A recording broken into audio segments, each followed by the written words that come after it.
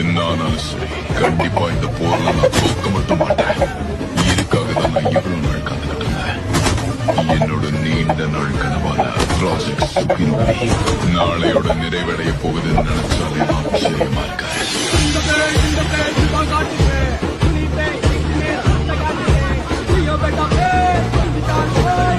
பேருக்காக தான் காலங்காலமா யுத்தங்கள் நடக்கும். நீ வாழ்ந்த வாழ்க்கை வெறும் கனவு.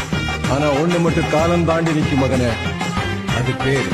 இப்படி ஒருத்த வாழ்ந்தாங்கிற பேரு. வரலாற்றை படி, வரலாற்றை படை, நீ வரலாறாகவே வா. ஈழ போரில வீர வேரில வாழும் மூச்சு அண்ணன் மூச்சடா.